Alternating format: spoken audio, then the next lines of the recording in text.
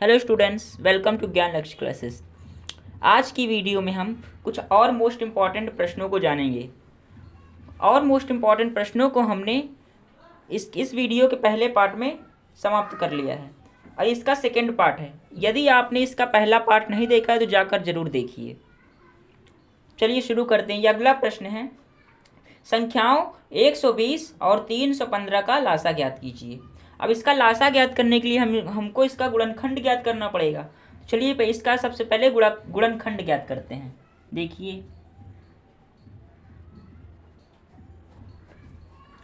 सबसे पहले 120 का गुणनखंड करेंगे। अब देखिए, इसको 2 से विभाजित करेंगे तो क्या मिलेगा, 60 मिलेगा। फिर इसे फिर 2 से विभाजित करेंगे 30 मिलेगा। फिर इसे 2 से विभाजित करेंगे 15 मिलेगा। फिर इसे 3 से विभाजित करेंगे 5 मिलेगा। फिर इसे 5 से विभाजित करेंगे 1 मिलेगा। अब देखिए, इसे हम विभाजित करते हैं। 315 को इसे विभाजित करेंगे हम 3 से। देखिए, 305 बार में कटेगा ये। फिर इसे हम 3 से काटेंगे, 3 त्रिकोणों 3 पच 15, 35 बार में कटेगा। फिर हम इसे 5 से काटेंगे, 7 बार में कटेगा। फिर हम इसे किससे काटेंगे, 7 से काटेंगे। ये देखिए, हमने इनके गुणनखंड ज्ञात कर लिए। अब इनको हम इनके अभाज्य गुणनखंड के रूप में लिख लेते हैं। जैसे 120 की अभाज्य गुणनखंड क्या क्या मिल गए अपने को, 1 2 3। 2 कितनी बार है, 3 बार है। देखिए, 3 कितनी बार है, 1 बार है। 5 कितनी बार है, 1 बार है। ये मिल गए 120 के अभाज्य गुणनखंड। अब चलिए इनके घातों के रूप में हम इसको लिख देते हैं। हम 2 1 2 3, 2 3 बार है तो 2 की घात 3 इसे हम लिख सकते हैं। 3 एक ही बार है तो हम ऐसे ही लिख सकते हैं। 5 भी 1 बार है, हम इसे ऐसे ही लिख सकते हैं। इसी प्रकार हम इसको भी लिख देंगे। देखिए,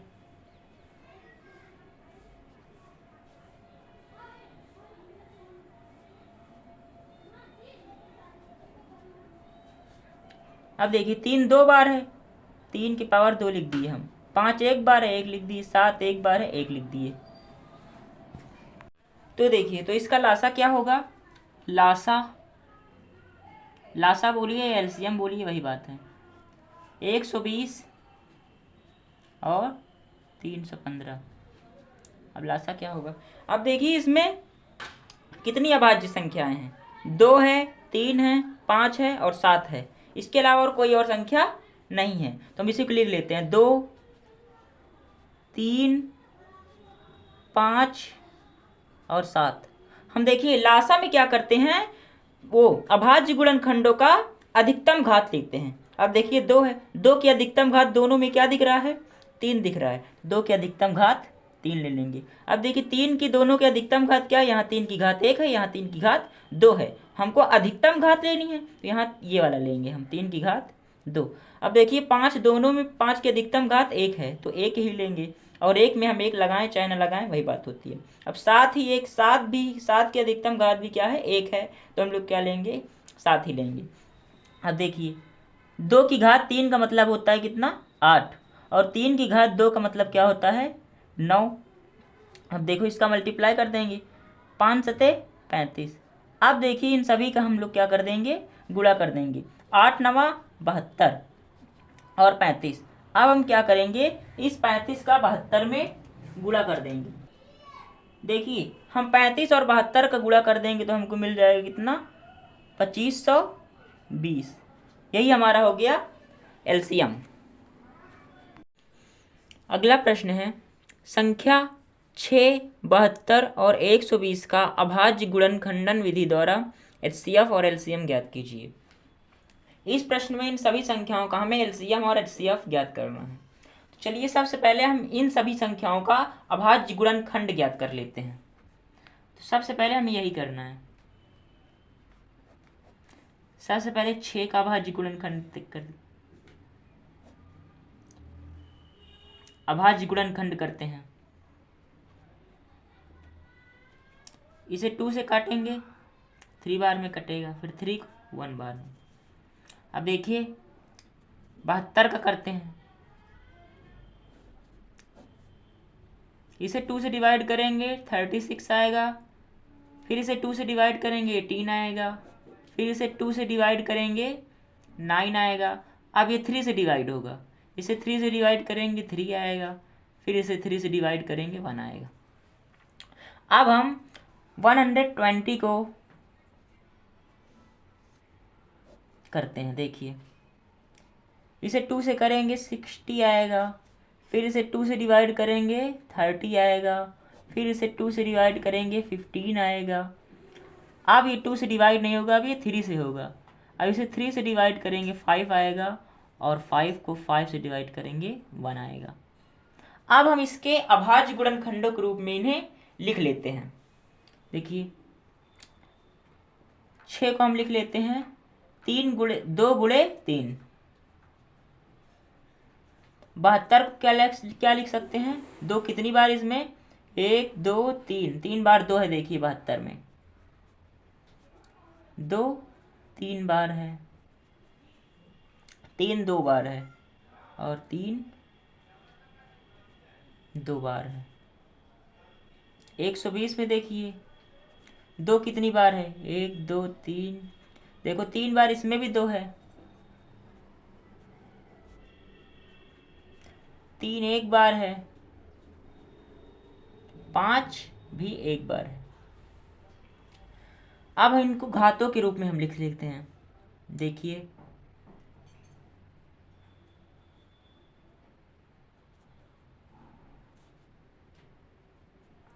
इसमें 2 की घात 1 है, 3 की घात 1 है।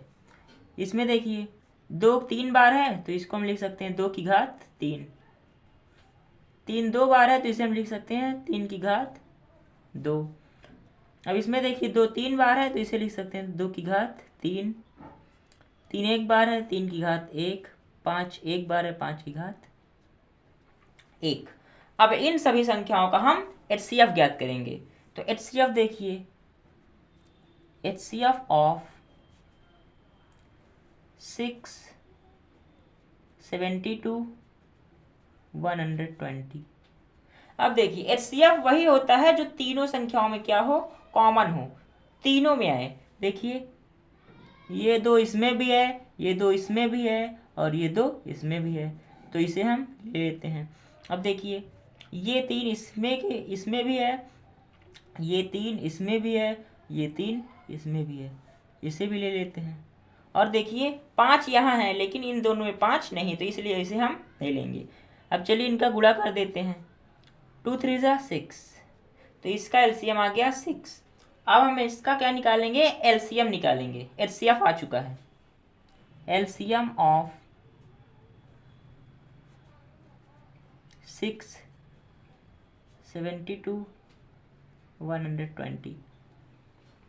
LCM में हम क्या करते हैं, जितने अभाज्य गुणनखंड हैं, इसमें कितनी अभाज्य संख्याएं हैं, 2 3 5, इसके अलावा और कोई संख्या नहीं दिख रही, इसी को हम लिख लेते हैं 2 3 5, और सभी की अधिकतम घात ले ली जाती है। देखिए 2 की अधिकतम घात कितनी है, 3। 3 की अधिकतम घात कितनी है, सॉरी यहाँ पे 2 की अधिकतम घात 3, 3 की अधिकतम घात है 2, और 5 की अधिकतम घात है 1। अब इसे हल कर लीजिए। 2 का क्यूब कितना होता है, 8। 3 का स्क्वायर कितना होता है, 9, और 5 की पावर 1 5 ही होता है। अब देखिए गुणा कर लीजिए। 8 9 5 जा 48। अब इसका मल्टीप्लाई इसमें कर लेंगे, कितना आएगा, 360 आएगा। यही हमारा हो गया LCM।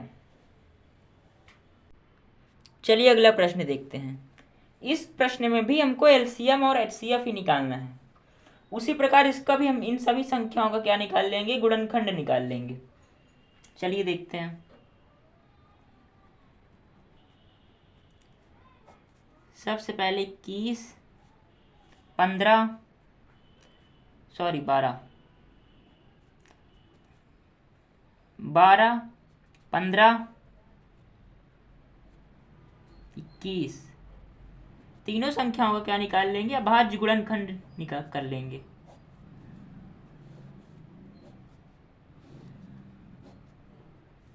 देखिए इसे 2 से काटेंगे 6 आएगा, फिर इसे 2 से काटेंगे 3 आएगा, फिर इसे 3 से काटेंगे 1 आएगा। देखिए ये 2 से नहीं कटेगा, 3 से, इसे 3 से काटेंगे 5 आएगा, फिर से 5 से काटेंगे 1 आ गया। अब देखिए इसे 3 से काटेंगे 7 आएगा, फिर इसे 7 से काटेंगे 1 आ जाएगा। अब इन सभी संख्याओं को इनके अभाज्य गुणनखंड के रूप में लिख लेते हैं।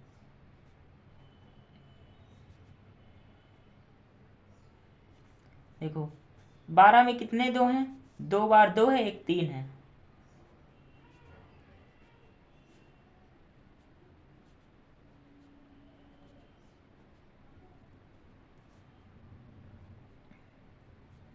पंद्रह में देखिए 1 बार 3 है, 1 बार 5 है।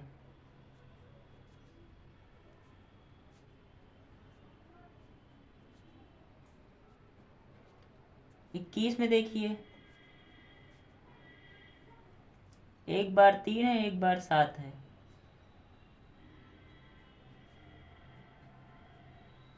अब इन सभी संख्याओं का एचसीएफ निकालते हैं।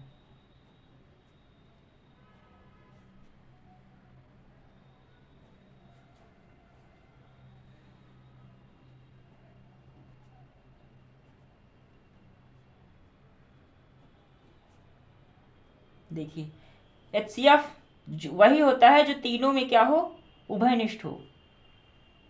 देखिए 3 इसमें भी है, 3 इसमें भी है, 3 इसमें भी है, इसलिए इन सभी संख्याओं का एचसीएफ आ गया 3। अब आगे देखिए एलसीएम, इन सभी संख्याओं का एलसीएम।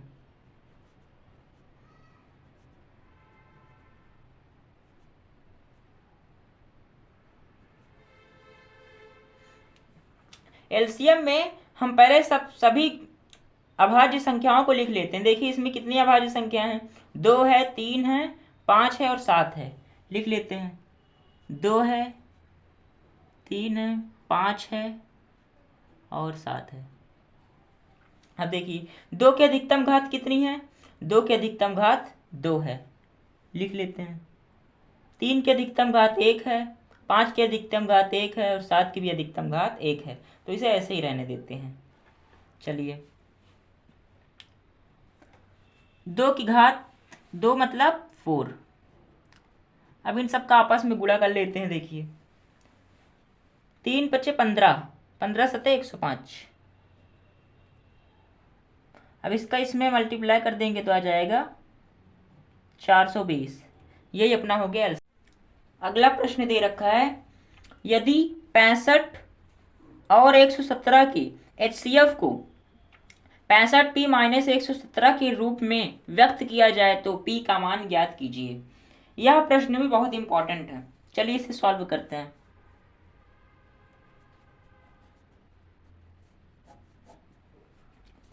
देखिए सवाल में क्या लिखा है? 65 और 117 के एचसीएफ को 65p माइनस 117 के रूप में व्यक्त किया जाता है। तो चलिए इसे इस प्रकार लिख सकते हैं।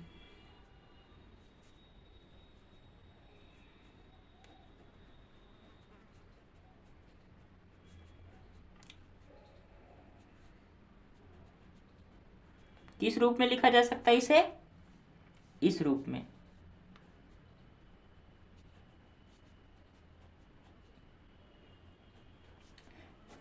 इसे समीकरण 1 नाम दे दीजिए। अब इसका गुणनखंड कर लेते हैं 65 का। देखिए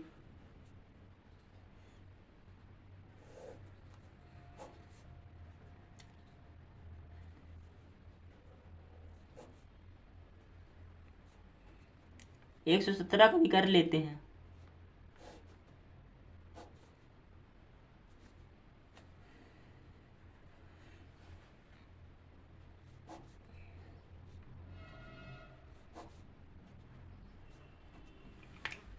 अब इसको इसके अभाज्य गुणनखंड के रूप में लिख लेते हैं।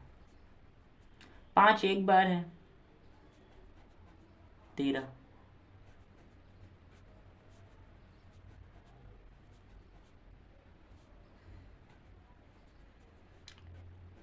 तो एचसीएफ ऑफ 165, 117। अब देखिए 13 इसमें भी है, 13 इसमें भी है, तो इसलिए इनका HCF क्या हो गया 13। इसको समीकरण 2 नाम दे दीजिए। अब आप समीकरण 1 और समीकरण 2 पे ध्यान दीजिए। देखिए यहाँ पे दे रखा है 65 और 17 का HCF इतना है, और यहाँ पे दे रखा है 65 और 117 का HCF इतना है। देखिए समीकरण 1 का LHS बराबर है, तो इसके RHS भी क्या होंगे, बराबर होंगे। तो चलिए देखते हैं। समीकरण 1 व समीकरण 1 व समीकरण 2, समीकरण 1 व 2 से स्पष्ट है कि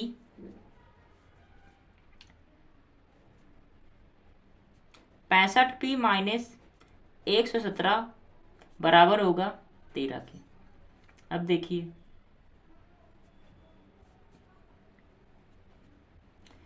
117 इधर माइनस में, तो इसका पक्षांतर करके उधर ले जाएंगे तो किसमें हो जाएगा, प्लस में।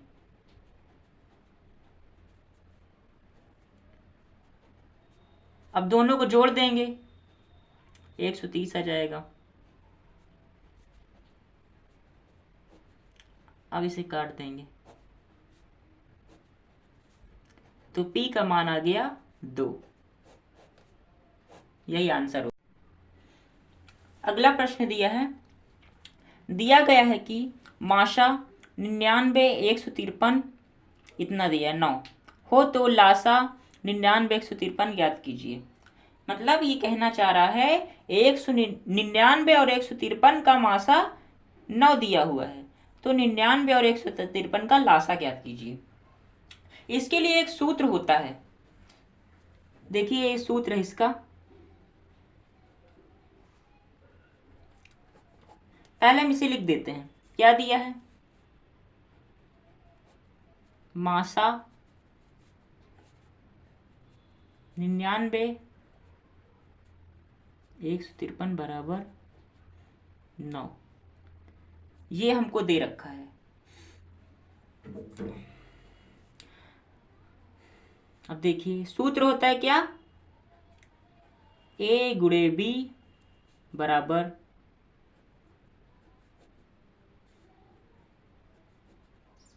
मासा AB लासा AB, अर्थात दो संख्याओं का गुणनफल उनके मासा और लासा के गुणनफल के बराबर होता है। अब देखिए A का मान कितना है 99, B का मान कितना है 153,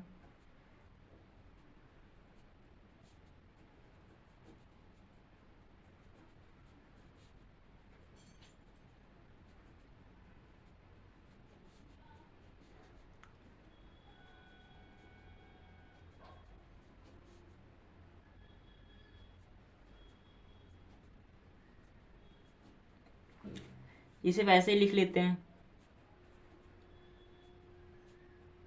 इसका मान कितना दे रखा है 9, और इसका मान अपने को निकालना है।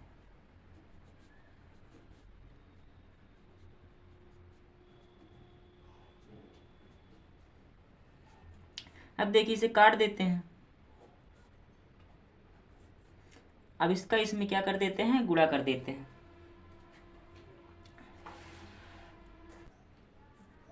गुणा करने पर इन दोनों को गुणा करने पर आएगा 1683।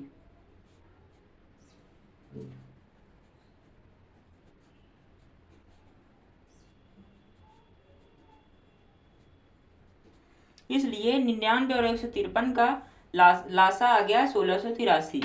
अब इसे हम सही से लिख लेते हैं।